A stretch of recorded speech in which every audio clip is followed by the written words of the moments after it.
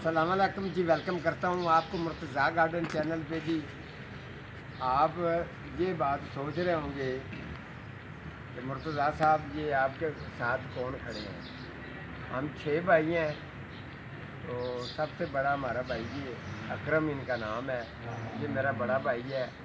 और मैंने हमारा जो उस्ताद महबूब रहमान साहब थे, तो उनके पास जो एक शागिर्द था उनका लतीफ़ माली, वो तो फौत हो चुका है। उसके बाद दूसरा शागिर्द इनका ये मेरा बड़ा भाई था। तो मैं इनके अंडर में काम करता था। तो ज़्यादा अपने उस्ताद से और लतीफ़ माली और अपने भाई से जैसे मैंने काम सीखा है, इनको काम छोड़े हुए कम से कम भी 30 से 35 साल हो गए इन्होंने काम छोड़ दिया है।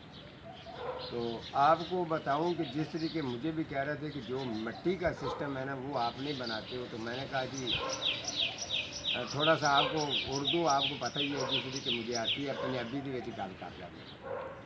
ਲਓ ਜੀ, ਇਹਨਾਂ ਦੇ ਮਟੀਰੀਅਲ ਮੈਨੂੰ ਪੁੱਛਿਆ ਕਿ ਤੂੰ ਇਸ ਤਰੀਕੇ ਦਾ ਮਟੀਰੀਅਲ ਕਿਉਂ ਨਹੀਂ ਬਣਾਉਂਦਾ। ਮੈਂ ਕਿਹਾ ਭਾਈ ਜਾਨ ਨੇ ਥੋੜਾ ਜਿਹਾ ਜਗ੍ਹਾ ਦਾ ਮਸਲਾ ਹੈ, ਤੇ ਇਸ ਤਰੀਕੇ ਦਾ ਮਟੀਰੀਅਲ ਜਿਵੇਂ ਦਾ ਇਹ ਬਣਾਉਂਦੇ ਰਹੇ ਨੇ ਉਸੇ ਤਰ੍ਹਾਂ ਦਾ ਮਟੀਰੀਅਲ ਇਹ ਬਣਾਉਣਾ ਮੇਰੇ ਵੱਡੇ ਭਾਈ ਤੁਹਾਨੂੰ ਦੱਸਣਗੇ।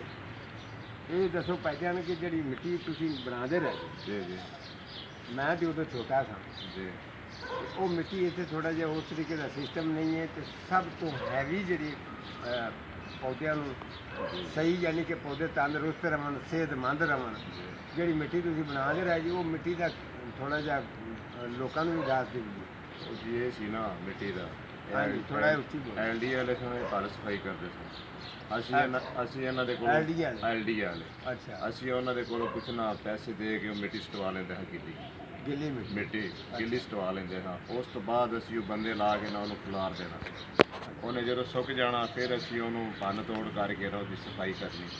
ਅੱਛਾ, ਵਿੱਚੋਂ ਜਿਹੜਾ ਕਚਰਾ ਕਚਰਾ ਇੱਟਾਂ ਰੋੜੇ ਕੱਚ ਉਹ ਅਸੀਂ ਲਹਿਦਾ ਕਰ ਸਾਰਾ ਦੇਣਾ। ਕੁਛ ਵਿੱਚੋਂ ਲਹਿਦਾ ਕਰ ਦੇਣਾ, ਸਾਫ਼ ਕਰ ਦੇਣਾ। ਫਿਰ ਅਸੀਂ ਸਾਫ਼ ਕਰਕੇ ਮਿੱਟੀ ਸਾਈਡ ਤੇ ਕਰ ਲੈਣੀ। ਫਿਰ ਅਸੀਂ ਮੰਗਵਾਉਣੀ ਪਾਲ। ਠੀਕ ਹੋ ਗਿਆ। ਪਾਲ ਮੰਗਵਾਉਣੀ ਹੈ। ਫਿਰ ਸੁਣ ਲਓ ਜੀ, ਪਾਲ। ਉਸ ਤੋਂ ਬਾਅਦ ਫਿਰ ਅਸੀਂ ਮਿੱਟੀ ਪੈਲੀ ਦੀ ਮੰਗਵਾਉਣੀ।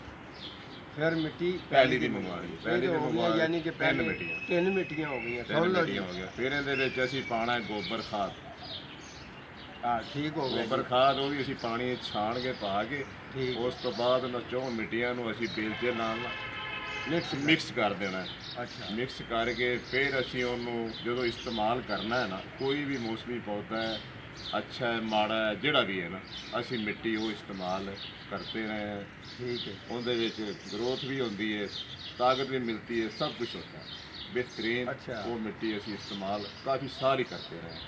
ਅੱਛਾ, ਤੁਸੀਂ ਮਤਲਬ ਇਹ ਜੀ ਕਹਿਣ ਦਾ ਕਿ ਭਾਈ ਜੀ ਜਿਹੜਾ ਸਾਰਾ ਕੁਝ ਮੈਂ ਤਾਂ ਫਿਰ ਛੋਟਾ ਸਾਂ ਇਹਨਾਂ ਦੇ ਕੋਲ ਦੇਖਦਾ ਸਾਂ, ਫਿਰ ਵੀ ਮੈਂ ਬਾਰਨ ਪੁੱਛ ਰਿਹਾ ਹੁੰਦਾ ਇਹਨਾਂ ਕੋਲੋਂ।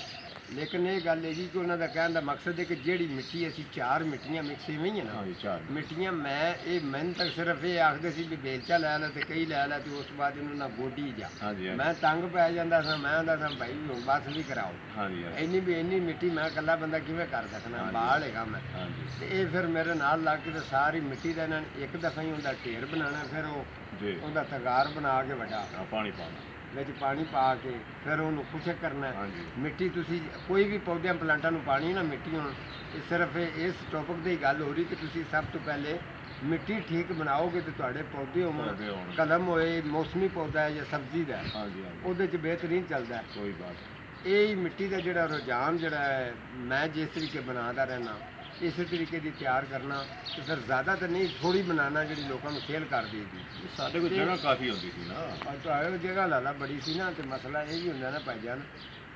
ਅੱਛਾ, ਹੁਣ ਇਹ ਜਿਹੜਾ ਨਿਜ਼ਾਮ ਹੁਣ ਜਾ ਰਿਹਾ ਜਿਵੇਂ ਗਲਾਬ ਹੈ, ਹੁਣ ਨੱਠ ਦੌਰ ਵਕਤ ਆ ਗਿਆ।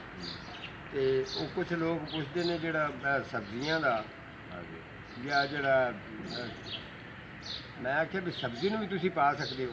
सब्जी में भी ਅਸੀਂ पा सकते हैं। मिट्टी कोई भी क्यारी बना के ना किसी किस्म की तुसी कलम गुलाब की है, रात की रानी है, दिन का राजा है, जो भी बेला है, जिस चीज़ के लिए पौधा है ना कलम का तुसी ला सकते हो। 6 इंच की कलम लगानी है। 6 इंच की 6 इंच की फर्ज करो हूँ अजकल रात की रानी की कलम लग रही है या 6 इंच साइज ठीक है। 6 इंच की कलम लगानी है। फिर 6 इंच का भी वक्फा देना है। देखो हूँ मैं कलम लगाई है ना भाई जान, आ जी तुहानू भी दिखा दीजिए। कलम मैं तैयार की। हाँ ठीक है। ਇਹ ਕਿਉਂ ਇਹ 2 ਇੰਚ ਅੰਦਰ ਚਲੀ ਗਈ ਹੈ 3 ਇੰਚ ਉੱਪਰ ਹੈ। ਹਾਂ ਦੇਖ ਲਓ ਜੀ, ਇਹ ਰਾਤ ਦੀ ਰਾਣੀ ਦੀਆਂ ਕਲਮਾਂ ਮੈਂ ਤਿਆਰ ਕੀਤੀਆਂ ਨੇ, ਇਹਦੇ 'ਚ ਮੈਂ 3 ਕੰਪਲਾਂ ਲਗਾਈਆਂ ਸੀ ਤੇ ਵੇਖ ਲਓ ਉਹ ਗਰੋਥ ਬਿਹਤਰੀਨ ਹੈ। ਉਸ ਤੋਂ ਇਲਾਵਾ ਜਿਹੜਾ ਇਹ ਭਾਈਜਾਨ ਇਹਦੇ ਵਿੱਚ ਵੀ ਇਹ ਲਾਲ ਟੈਨ ਹੈ, ਇਹਦੀ ਕਲਮ ਦਾ ਸਾਈਜ਼ ਜਿਹੜਾ ਉਹ ਮੈਂ ਰੱਖਿਆ ਤਕਰੀਬਨ 7-8 ਉਹਨੇ ਨਹੀਂ ਹੈ ਠੀਕ ਹੈ। ਠੀਕ ਹੈਗਾ। ਠੀਕ ਹੈ। ਅੱਛਾ ਇਹ ਇਹਦੇ ਜਿਹੜੀਆਂ ਅੱਖਾਂ ਨੇ ਨਾ ਅੱਖਾਂ ਇਹ ਹਾਂ। 3 ਹੋਣੀਆਂ ਚਾਹੀਦੀਆਂ, ਇੱਕ ਦੇ ਚ ਆ ਜਾਏ 2 ਬਾਹਰ ਆ ਜਾਏ। ਸੁਣ ਲਓ ਜੀ, ਕਲਮ ਤੁਸੀਂ ਲਾਲ ਟੈਨੇ ਦੀ ਲਗਾਣੀ ਹੈ, ਇਹਦੀਆਂ ਇਹ ਵਾਲਾ ਜਿਹੜਾ ਏਰੀਆ ਇਹਨਾਂ ਨੂੰ ਅੱਖਾਂ ਕਿਹਾ ਜਾਂਦਾ। 3 ਜੋੜ ਹੋਣੇ ਚਾਹੀਦੇ ਇਹ ਜੋੜ 3 ਹੋਣ, ਇੱਕ ਜੋੜ ਜ਼ਮੀਨ ਵਿੱਚ ਤੇ ਅੱਛਾ 2 ਜੋੜ ਬਾਹਰ ਹੋ। ਉੱਪਰ ਤੇ ਪੌਦਾ ਇਹ ਜਿਹੜੀ ਹੈ ਨਾ ਇਹਦੀ ਗਰੋਥ ਵੀ ਥੋੜੀ ਜਿਹੀ ਇਤਨੀ ਹੋਣੀ ਚਾਹੀਦੀ। ਅੱਛਾ ਜੋ ਉੱਤੋਂ ਸੁੱਕੇ ਨਾ ਇਤਨੇ ਤੱਕ ਸੁੱਕ ਜਾਵੇ ਥੱਲੇ ਪੜ ਜਾਵੇ। ਆ ਦੇਖੋ ਜੀ, ਇਹ ਥੋੜਾ ਜਿਹਾ ਕੈਪ ਇੰਚ 1.5 ਇੰਚ ਜਿਹੜਾ ਇਹਦੇ ਜੋੜ ਤੋਂ ਉੱਤੇ ਰੱਖਣਾ ਤਾਂ ਕਿ ਸੋਕ ਵੀ ਪਕੜੇ ਨਾ, ਹਾਂਜੀ। ਇੱਥੇ ਆ ਕੇ ਖਤਮ ਹੋ ਜਾਣਾ। ਜੇ ਅਗਰ ਅਸੀਂ ਇੱਥੋਂ ਕਟਾਂਗੇ ਤਾਂ ਫਿਰ ਇਹ ਤਾਂ ਖਤਮ ਹੋ ਜਾਏਗਾ ਨਾ। ਹਾਂ ਫਿਰ ਇਹ ਨਹੀਂ ਚੱਲੇਗਾ। ਠੀਕ ਹੈ ਜੀ।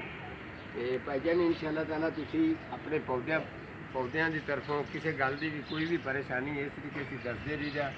ਤੇ ਇਸ ਤੋਂ ਇਲਾਵਾ ਜਿਹੜਾ ਨਾ ਲਾਲਾ ਜਿਹੜਾ ਆਪਣਾ ਅੱਜ ਕੱਲ੍ਹ ਆ ਜਿਹੜਾ ਲਗਾ ਰਹੇ ਨੇ ਜੀ ਅਸੀਂ ਸੀਲਡਿੰਗ ਵਗੈਰਾ ਜਿਹੜੀ ਤੁਸੀਂ ਕਰਦੇ ਰਹੇ ਜੀ। ਮੈਂ ਜਿਸ ਤਰੀਕੇ ਸੀਲਡਿੰਗ ਲੋਕਾਂ ਨੂੰ ਦੱਸਣਾ ਮਟੀਰੀਅਲ ਦੇ ਵਿੱਚ ਕਿ ਉਹਦਾ ਮਿੱਟੀ ਕੋਈ ਵੀ ਹੈ, ਪਟੋਨੀ ਹੈ, ਫਲਾਕਸ ਹੈ, ਐਂਟਰੇਨਮ ਹੈ, ਕੋਈ ਵੀ ਸ਼ੈ ਹੈ ਜਿਹਦੀ ਸੀਲਡਿੰਗ ਕਰਨੀ ਉਹਦਾ ਵੀ ਮਟੀਰੀਅਲ ਲੋਕਾਂ ਨੂੰ ਮੈਂ ਇਹ ਦੱਸਣਾ ਕਿ ਤੁਸੀਂ ਇੰਝ ਤਿਆਰ ਕਰਕੇ ਰੱਖੋ।